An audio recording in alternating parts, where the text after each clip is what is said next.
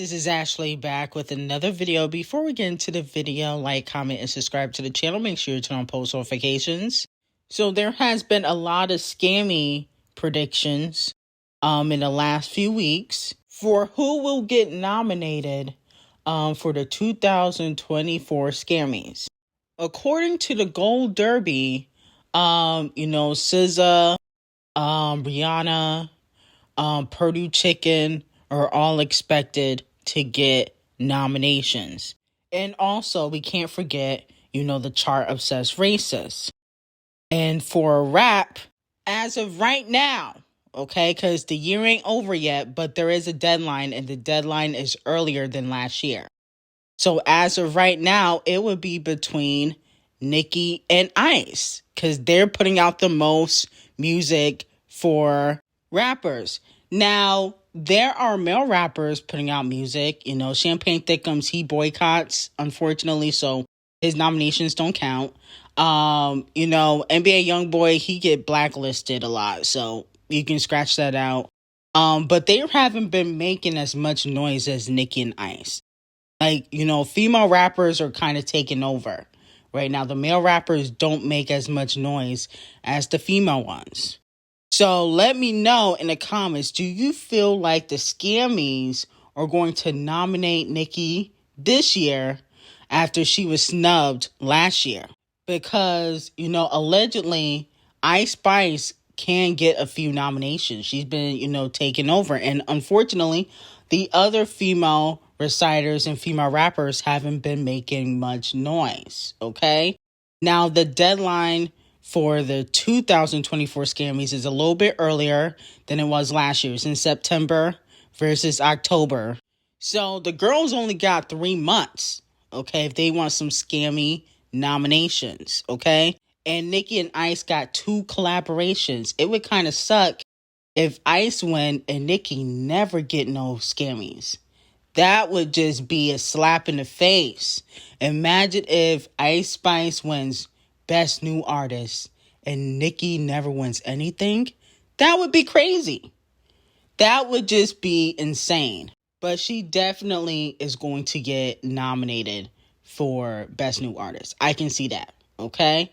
Now, the Scammies, they wanted to nominate Nicki Minaj last year, but they were not happy because she went on Instagram Live and, was talking about how she didn't like Super Freaky Girl being in the pop category, and she wanted it in the rap category with scratch-off single Low Energy, okay?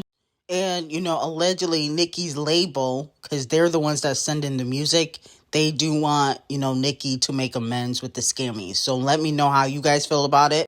To me, because, Ice and Nicki got 2 collaborations, okay, because they got one on the Barbie soundtrack and obviously the Princess Diana remix, which definitely deserves to get nominated. It would feel kind of awkward if Ice gets nominated and Nicki don't, okay? It'd just be a little bit weird, but it wouldn't be shocking to me. Doja Cat is not happy with her fans. A fan tweeted talking about Olivia Rodrigo teasing new music, and they tagged Doja Cat and said, "See how simple and fun this is? She didn't overdo it and make fans confused or annoyed." Okay? So some fans were annoyed with Doja Cat and how she is teasing her new era. Then she liked to tweet saying, "Y'all in a rush for new music, but trashing her at the same time. How does that make sense?" And then she started blocking fans. And now the kitty litters are upset. So let me know how you guys feel about that. Now, here's my thing. Doja Cat treats her fans terribly. No shade. She treats her fans worse than Cardi B treats Garbage Gang. Not only are y'all stupid and dumb, like she called y'all a few weeks ago, no shade, now you're also getting blocked, okay? Which is kind of shitty, but, that's who y'all stand. I like Doja Cat as an artist. I don't care for her personality, and I would never stand Doja Cat. I like her music, but that's about it. Is Cardi B shelled? She seems to be having a little bit of a meltdown on social media. She tweeted, "Sometimes I just want to live in a small cottage with my kids in the middle of nowhere where nobody can find me or talk to me, okay? Now, some people were speculating that her and Off the Cheat were going through it, but they just posted each other on their social media. I think this has a lot to do with her career, or she's trying to start a sympathy train, okay, to get them sales. Some fans are speculating that she is shelved by Titanic Records because she hasn't released anything. I think that Cardi B will release something by the end of the year. I think this is kind of like a PR stunt. She's trying to get the sympathy train up and running. I think that she'll release at least a single by the end of the year.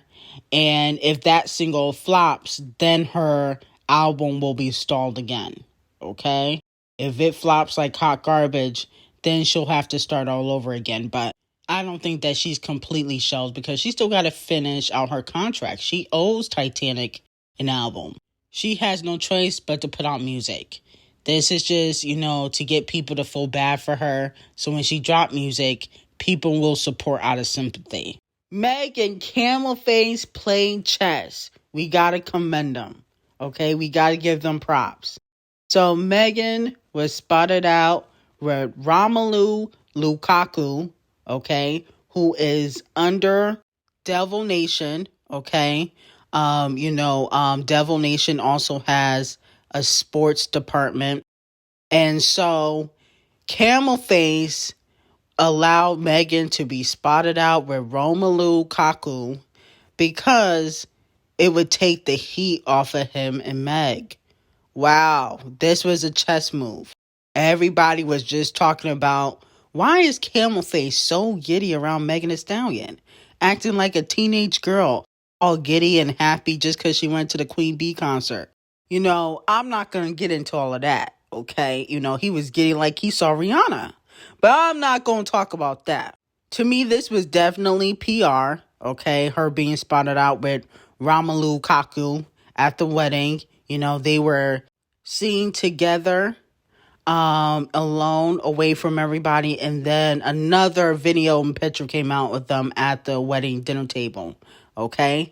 So, this was just to take the heat off of Camel Face, because Camel Face does not want people, being suspicious of him and Megan being around each other. He doesn't want another cheating scandal. He don't want the cheating rumors to start. So, with that being said, I commend them for being able to play chess so fast. This was very, very calculated. I like it. Let me know, do you feel like Romelu and Megan will make a cute couple, okay? Or do you like her when she was better with Travis Kelce? Which one was better, okay? Which PR stunt was better? Let me know in the comments. One thing about Megan, I'm going to need her to get a new hairstyle, okay? The wig, the extensions, that wig got to go, okay? People say it's all of her hair. I don't believe that. No shade. I believe it's some of her hair, not all of it. And I think it's kind of getting played out. When are you going to do something different? I don't understand why you got to wear that same hairstyle. Do something different. It's getting a little bit boring. Moving on to Scratch Off and Weak Mill. So as we know, Weak Mill did this terrible freestyle on Put It in the Trash, which is Scratch Off's new flop single. And allegedly, Meek wants to work with Scratch Off. He worked with Nicki already. He worked with Criminal Faces. And now he wants to work with Scratch Off, okay? Let me know how you guys feel about that. Now, I can see, Scratch Off working with Meek only because she'll work with anybody, okay? She gives out free features. She admitted it in her interview with Billboard, how she don't charge for features because who would pay for them? So I can see her doing a free feature with Weak Mill, but it's probably going to flop, okay? It's probably going to flop. It's not going to do well on the charts. Nobody cares about Weak Mill anymore. Moving on to Queen Bee and her daughter, Blue. Blue comes back on stage and completely dominates, and people are noticing that she is going harder on the stage than she did last time when she was in Paris. Ready for war for Blue.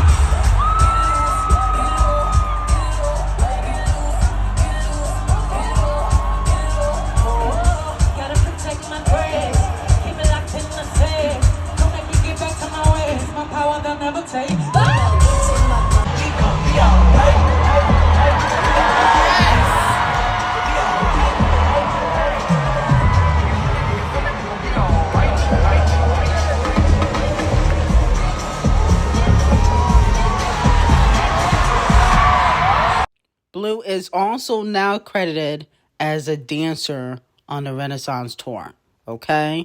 So it looks like Queen Bee is passing the torch, like I said, to Blue, and she gearing up to take over, okay? I see some improvements with the dancing. Now, if she go up there and sing, and if she really can blow, that's when we'll really know, okay? Because we haven't heard Blue sing in a while, so that's when we'll really know if she really can take over the Queen Bee spot. Moving on to the Queen of Makeup and the chart-obsessed races. There was a debate going on who has the most hits, okay? Some people want Rihanna, since she basically retired, to do a versus. Now, people are saying that, well, the chart-obsessed races wrote a song for Rihanna when she was dating Calvin Harris. This Is What You Came For, okay? Which is not one of my favorite songs. Very basic. And to me personally, Rihanna has more hits and better features than the chart-obsessed races, okay? And more number ones.